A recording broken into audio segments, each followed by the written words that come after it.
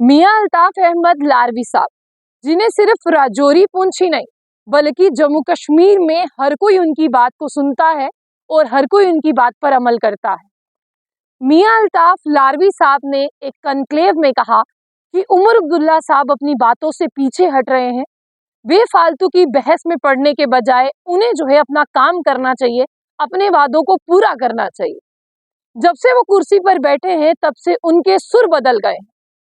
मियां अल्ताफ अहमद लारवी साहब जो हैं वो जम्मू कश्मीर के तमाम उन अनएम्प्लॉयमेंट यूथ यानी जो बेरोजगार है, जिनके पास नौकरियां नहीं है, उनके दुख और दर्द को समझते हुए कहते हैं कि उमर साहब ने कहा था कि वो 1 लाख नौकरियां देंगे।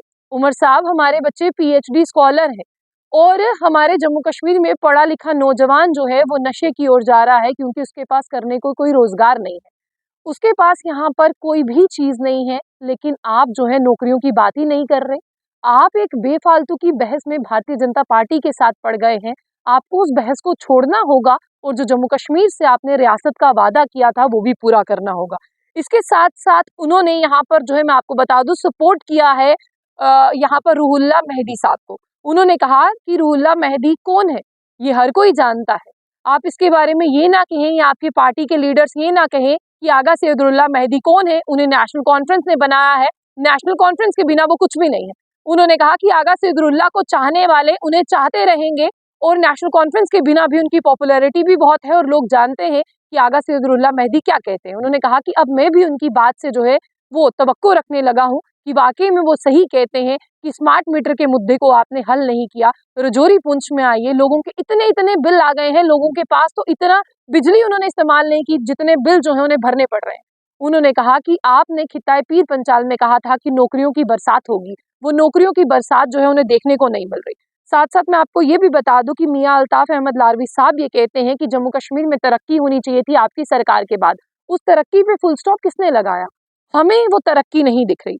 आगे मैं आपको ये भी कहना चाहूंगी कि उन्होंने कहा कि नेशनल कॉन्फ्रेंस यहाँ पर फेल होती हुई दिख रही है। 2024 में जो वादा नेशनल कॉन्फ्रेंस ने किया था वो कहीं से भी पूरा होता हुआ नहीं दिख रहा है। इसीलिए वो ये कह रहे हैं कि बेफालतू की बहस में ना पड़िए उमर साहब, आपको लोगों के काम करने होंगे क्योंकि 4 साल बाद आपको फिर दरवाजे पर जाना है। आप ये मत सोचिए कि हुकूमत आज है, हुकूमत कल भी चाहिए।